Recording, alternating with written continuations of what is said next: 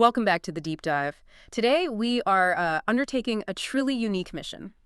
Instead of our usual deep dives into, say, market trends or historical documents, our source material is actually a short story. It's called the Icicle Slide Mountain Adventure. Right. Now, before you dismiss this as just fantasy, our goal here is to treat this narrative almost like a behavioral case study. Exactly. We're diving deep to quickly pull out the core lessons, specifically how the story defines and, well, shows true courage and kindness in action. It's like a blueprint, really efficient. And what's fascinating about using material like this, I think, is its narrative efficiency. You don't need jargon or complex theory. Yeah. The adventure itself is the lab, It tests virtues. The author uses these classic adventure setups, this big mountain challenge, to look at things like teamwork, support. It gives us really clear, memorable examples of how collaboration works, or doesn't. Okay, let's unpack this then. First, we need to set the scene. But critically, focus on the rules of this place. It starts in Snowflake Valley, it's December, and this hill behind the school just transforms overnight into the Icicle Slide Mountain. And the visuals, they're important. Icicles like diamonds, snow like sugar crystals. Yeah. It creates this atmosphere of, well, magic and opportunity. Pristine opportunity, yeah. But that magic immediately has conditions attached. It's not just beautiful, it's a test arena. Right away. And the test administrator, so to speak, is Frostina, a tiny snow sprite. The detail about her scarf, no bigger than a paperclip, that's interesting. It tells you authority here isn't about brute force, it's gentle. Spot on. And this is where the whole premise really clicks into place. Frostina announces the rules straight off. Only the bravest, kindest adventurers may slide today. It's not just keeping people out, it's an equation. Bravery, yes, but it must be linked with kindness. So then we meet Max and Mia. And Max immediately says, we're brave. He makes that verbal claim. But Frostina kind of ignores that, doesn't she? The story focuses entirely on Mia's action. It does. What Mia does is give Frostina a marshmallow, one she'd saved from lunch. And that's critical. It's not just being nice, it's a small sacrifice. She gives up something she'd saved for herself, her own resource. That's the proof of character the story wants. So Max's words about being brave, discounted. Mia's action, giving something up. That's the key. Yeah. What's the story signaling there about courage? Well, it seems to be saying that courage alone isn't enough. Maybe it's even potentially selfish until it's activated by kindness, by an action that considers others. Right. Talk is cheap. Exactly. Kindness, shown through giving something up, sharing a resource. That's the entry ticket to this whole experience. Mia shows she's willing to contribute before the adventure even starts. Okay, so that sets the stage. They pass the kindness test. Frostina opens the first slide. Gentle, swirly, like a warm-up lap. Yeah, glittering like moonlight, kids on snowflake sleds, snowy sparks. It's pure fun. Exhilarating, sure, but it's designed to build confidence, not really test character yet. An easy win. Precisely. Yeah. And the narrative structure moves, quite deliberately, from that simple fun to a real challenge. The second obstacle, the frosty loop-de-loop. Okay. And this is where the story shifts gears, doesn't it? From just observing kindness to actually applying courage together. And here's where it gets really interesting. They get to the top of this loop-de-loop. It looks much more daunting than the first slide. Definitely. And we meet Poppy, the bunny, who's clearly scared, trembling, squeaking, expressing real fear. I mean, this is such a key moment. Poppy's fear creates the opportunity to test that idea of courage again. A traditional story might just say, Poppy, be brave, go alone. Right, conquer your fear. But Mia, who already showed her character with the marshmallow, she offers something different. She doesn't dismiss Poppy's fear at all. She just says, let's go together, holds her paw. It turns that moment of, individual terror into shared support. I think the insight there is pretty profound. You could apply it anywhere, really. Yeah. Teams, work projects. Bravery isn't about not being scared. It's acting even when you are. But maybe even more importantly, the kind of leadership courage Mia shows is about creating that safety for others so they can act.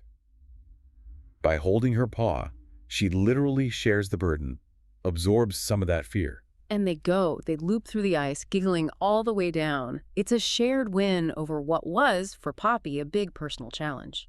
The story's message seems crystal clear. The best way to show your courage is often by helping someone else find theirs. That's the key takeaway from this part, I think. Shared courage boosts everyone. They giggled.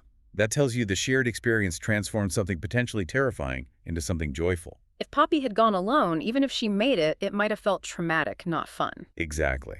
Which brings them to the final test, the one that ties it all together, the Crystal Courage Slide. This thing towers above them, a frozen rainbow.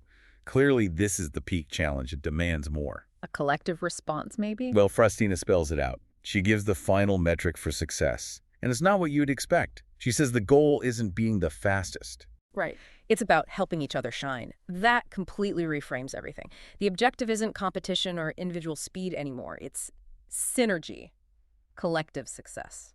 That's interesting, because in so many situations, professional life, sports, we are often judged by being the fastest, the first. Why does the story specifically reject that for its highest achievement? Well, I think the story is modeling a deeper kind of success. Being fastest is usually a solo thing, helping each other shine. That requires complex stuff, coordination, patience, empathy, all the things you need for a truly high-performing team. So shining together means you've managed all the different strengths and weaknesses. Exactly. It means the group's output is actually greater than just adding up what each person could do alone. That's real synergy. And how do they achieve this shining? The kids and the animals, they literally link up. Hands, paws, wings, they connect physically. Yes. They go down as one unit. A bit chaotic, joyful, but unified. Causing snow sparkles everywhere. And that physical connection, that's the symbol. It's the outward sign of their commitment to succeeding together. They descend as one, prioritizing unity over individual speed. And that collective action is what triggers the real magic, the climax. Right. At the bottom, this warm glow rises up from the snow, wraps them all like a blanket, it feels like. Like the reward for achieving that interdependence. It's tangible. And Frostina gives the final verdict, the performance review, if you will. Yeah. She confirms they passed. Why? Because they helped, shared, and cheered each other on. And then she says it plainly. That's true winter bravery. So the story has defined it conclusively. Bravery isn't fighting a monster or scaling a height alone. It's successful, kind collaboration. And they get that lovely little souvenir, the mini snow globes Frostina leaves behind, showing them all sliding together, frozen in sparkling magic forever. It's like physical proof of that shared moment. Which brings us to that final, quite profound image, the Icicle Slide Mountain. It fades. It just goes back to being a regular snowy hill. The temporary structure is gone. But something changed. The kids know it's not just a hill anymore. They call it a memory mountain. So what does all this mean? If we're analyzing this as a blueprint, it feels like there are three clear stages to this kind of success. First, there's kindness as the entry requirement, the marshmallow test, proving you're willing to share before you seek glory. Okay. Second, shared support as the way forward, the loop-de-loop with Poppy, proving you'll create safety for others to overcome their fear. Makes sense. And the third? Collective shining as the ultimate goal, the Crystal Courage Slide, proving that real achievement is measured by synergy, how well you help everyone succeed together, not just how fast you are individually. So if you're, say, leading a project or starting something new, the story suggests your success isn't just about your own skill. It really hinges on how effectively you link hands, paws, whatever, with your team. Absolutely. The lessons are internalized, the physical slide vanishes, the external thing is gone, but the memory of how they behave, the knowledge of how to act with shared courage, that remains. So you walk away from this deep dive with a pretty clear takeaway. Bravery isn't a solo act. It's actually a collaborative resource.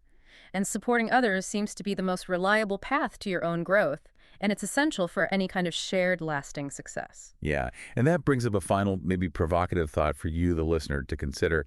It comes from that idea of the memory mountain. If the physical slide disappeared, but the kids carried forward the internal knowledge and that tangible snow globe reminder of their teamwork. What knowledge, what shared experience are you creating right now in your work, your life? What are you doing that could transform a temporary challenge into a permanent memory mountain for you and the people around you? Because this story suggests the real magic wasn't the slide itself. It was how the adventurers were transformed by working together.